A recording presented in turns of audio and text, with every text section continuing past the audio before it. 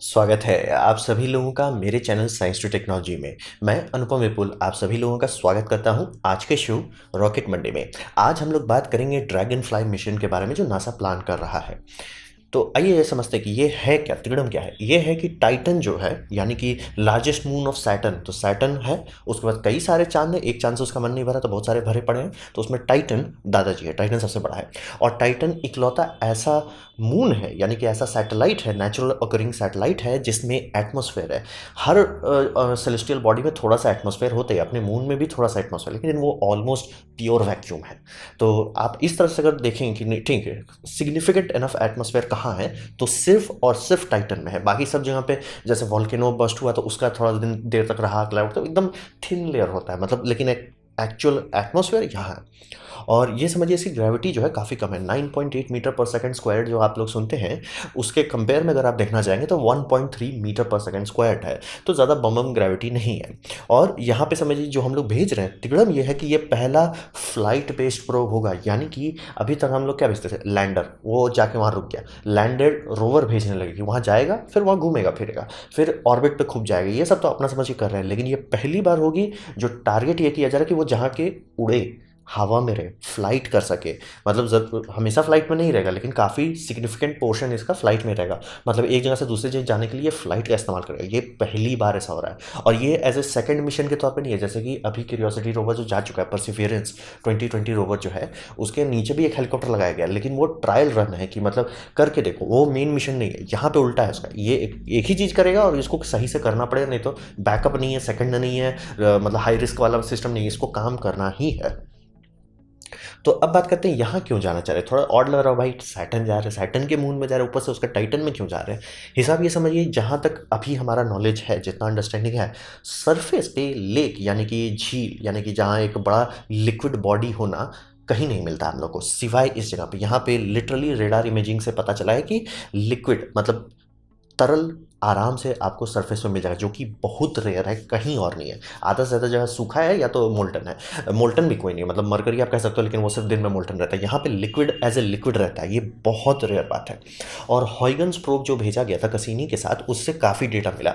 और कई सारे इंस्ट्रूमेंट्स के डेटा लेके हिसाब ये बन रहा है कि यहाँ पे लाइफ का बिल्डिंग ब्लॉक बहुत सारा है। यानी कि हमें पता है कि लाइफ सिंपल लाइफ से स्टार्ट होता है, ये एकदम क्लियर हो चुका है, टेस्टिंग हो चुकी है, प्रूव कर लिए, काम खत्म, बोरिया बस्ता पैक करो। तिगड़म ये बन रहा है कि वो पहला लाइफ कहाँ से है, मतलब कहते हैं ना स्पार्क ऑफ लाइफ, वो कहाँ से आया है। तो स्पार्क ऑफ लाइफ के लिए हम लोगों को केमिस्ट्री से दिख रहा है, केमिस्ट्री से धीरे धीरे दिख रहा है कि ये जोड़ के आप यहाँ तक आ सकते हो। फिर हमें पता है लाइफ इतना पीछे जा रहा है, लेकिन बीच में गैप है, वो गैप जो है ये टाइटन में, उसी गैप में अभी टाइटन है। यानी कि टाइटन में हर वो बिल्डिंग ब्लॉक्स है जो हम मान के चल रहे हैं कि अर्ली अर्थ में था। हाँ, टेम्परेचर अलग है, ये अलग है, मतलब पूरा लॉजिक ही अलग है, ग्रेविटी अलग है, हर चीज़ अलग है, लेकिन एक मिक्स है। और अगर यहाँ पे हम लोग लैंड करते हैं और यहाँ के ऑर्गेनिक केमिस्ट्री दिखने लगती है, या क्या पता लाइफ ही मिल जाए, तब एकदम हमारी अंडरस्टैंडिंग नेक्स्ट लेवल पे आ जाएगी। ये बहुत इंपॉर्टेंट है, क्योंकि कई तौर पे आप देखेंगे कि मिशन का कोई खास सेंस नहीं बनता कि ये कर क्यों रहे हैं, लेकिन इसका मेन वही कारण है कि ये इकलौता जगह है जहाँ अर्थ जैसा केमिस्ट्री मौजूद है। यानी कि हाइड्रोजन है, यानी कि नाइट्रोजन है, यानी कि ऑक्सीजन थोड़ा सा है, फिर मीथेन है। और हिसाब ये बन रहा है कई जगह पे लोगों का अर्ली स्पेकुलेशन है कि सिंपल लाइफ के लिए, कॉम्प्लेक्स लाइफ को हटा दीजिए, सिंपल लाइफ के लिए लिक्विड मायने रखता है, ना कि मतलब वाटर। वाटर हम लोग मान के चल रहे हैं, क्यों? क्योंकि वाटर यूनिवर्सल सॉल्वेंट है, यानी कि तिगड़म वाला चीज़ करना है तो वाटर में हो सकता है। मीथेन में भी तो बहुत सारी चीज़ हो सकता है। मतलब हम लोग जनरली मीथेन को गैस समझते हैं क्योंकि हमारे यहाँ टेम्परेचर बहुत ज़्यादा है, यहाँ टेम्परेचर ठंडा है, यहाँ मीथेन में बारिश होती है, सब चीज़ होता है, तो क्या पता उसी से सारा सर्किल बन सके। तो इसी ये बहुत बड़ा वेग मिस्ट्री है, हम लोग को डेटा मिल रहा है, डेटा देख चुके हैं, तो अब यहाँ पे खुदाई करने से फ़ायदा होगा कि एक नया फील्ड पता चल रहा है। ये फील्ड इतना कॉम्प्लेक्स है, सारे साइंटिस्ट बोल रहे हैं कि हमें नहीं पता कि वहाँ क्या मिलने वाला है। जैसे मार्स पे जब हम लोग भेजे तो अर्थ का ही मतलब समझिए गुतिया भाई के तौर पे डेटा उससे मिलता है, तो पता चल जाता है कि अच्छा ये है, मतलब थोड़ा मिनरल कंपोजिट है। यहाँ कुछ नहीं पता, हम लोग को ये भी नहीं पता कि सरफेस है तो है किस चीज़ का, क्योंकि अभी जो गैस किया वो आइस है, सरफेस जो है वो आइस है, बहुत हार्ड आइस है, लेकिन आइस है। तो बहुत सारा अननोन डेटा पॉइंट है जो यहाँ खुलेगा, मतलब एक नई दुनिया में जा रहे हैं जहाँ पे लाइफ का अर्ली इंग्रेडिएंट्स रखा हुआ है, ये बहुत बड़ी बात है। तो ये तो हो गया। दूसरा ये होता है कि यहाँ पे टेक्निकली उड़ना आसान है। बोले ऐसा कैसे हो गया भाई, उड़ना आसान है? उड़ने के लिए आपको चाहिए एटमॉस्फेयर। एटमॉस्फेयर से आप लड़ाई करके तभी उड़ सकते हैं, नहीं तो आपको रॉकेट इंजन की तरह करना पड़ेगा। और रॉकेट इंजन के साथ ये हमेशा प्रॉब्लम था, उसमें हमेशा प्रोपेलेंट खाता रहेगा। आप प्रोपेलर बनाते हो वो सीधा सीधा बैटरी से चल सकता है, जब तक ऐसा बैटरी मतलब सोलर पैनल से आप बैटरी चार्ज करें या रेडियो जनरेटर से आप अपना चलाते रहें तो काम करता रहेगा, उसको कोई दिक्कत नहीं है। तो एटमॉस्फेयर होना जरूरी है। इकलौता ऐसा मून है जिसके पास एटमॉस्फेयर है। दूसरा, ग्रेविटी कम होनी चाहिए ताकि एनर्जी कम लगे। बहुत कम ग्रेविटी, एनर्जी भी कम लगेगा। फिर बात होता है एटमॉस्फेयर कितना थिक है। कहने को मार्स में भी एटमॉस्फेयर है, लेकिन वो समझ रहे 0.1 psi है, यहाँ पे 20 psi तक का एटमॉस्फेयर है। बहुत बड़ी बात है, इसीलिए यहाँ पे फोकस किया जाए। पहला तो यहाँ पे साइंटिफिकली बहुत बड़ा मिस्ट्री सॉल्व हो सकता है, चांसेस बहुत कम है, लेकिन जो पैटर्न्स दिख रहे हैं, जो डेटा पॉइंट्स है, ये बहुत बम है। और अब बात करते हैं उड़ने का। तो उड़ने का जो हम बोल रहे हैं ईजी है, टेक्निकली ईजी का मतलब ये होता है कि फिजिक्स आपको मना नहीं कर रहा है। जैसे कि अगर आप उड़ना चाहते हैं मून में, मून बोलेगा भैया हमसे नहीं उड़ सकते, यहाँ पे हमारा टेक्निकली एटमॉस्फेयर, लेकिन आप इतना बड़ा विंग नहीं बना सकते, इतना बड़ा रोटर नहीं बना सकते जो उसका इस्तेमाल कर सके, आपको रॉकेट ही इस्तेमाल करना पड़ेगा।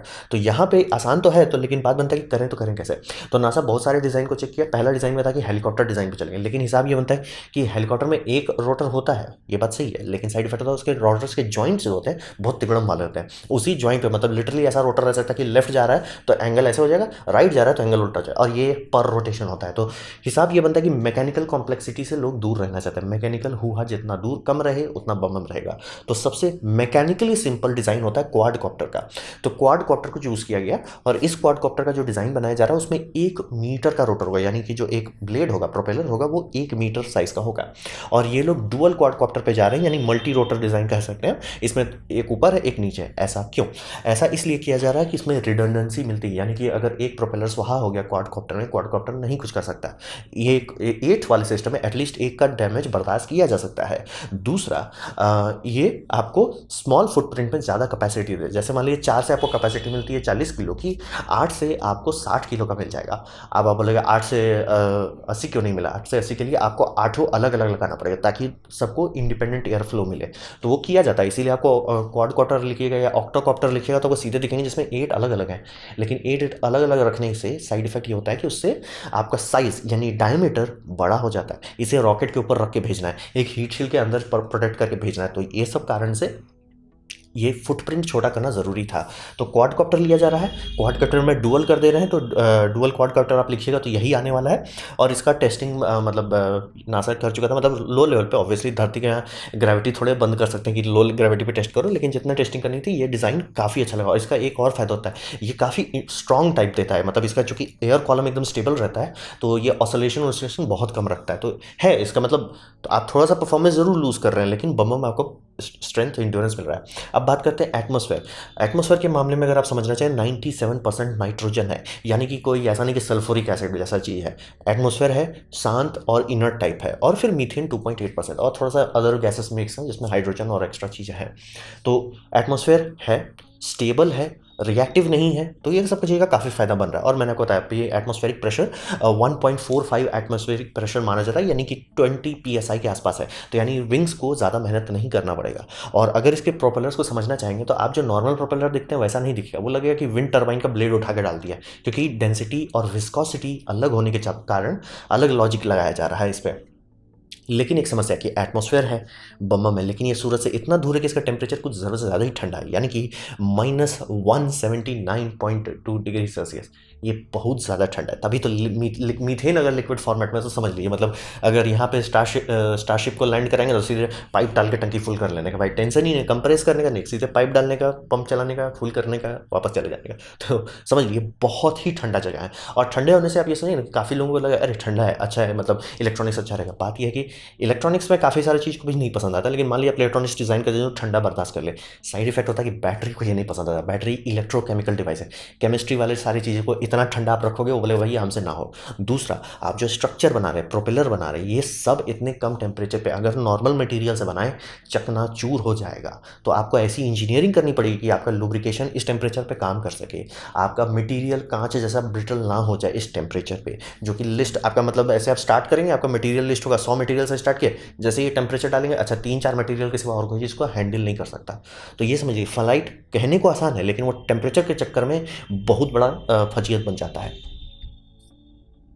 अब बात करते हैं इसे ऊर्जा कहाँ से थी, उड़ना कोई बच्चों का खेल तो है नहीं, तो ऊर्जा आएगा कहाँ से। तो ये समझिए कि चूंकि वो इतना दूर है कि सन से तो काम चलने वाला है नहीं, गेम ओवर।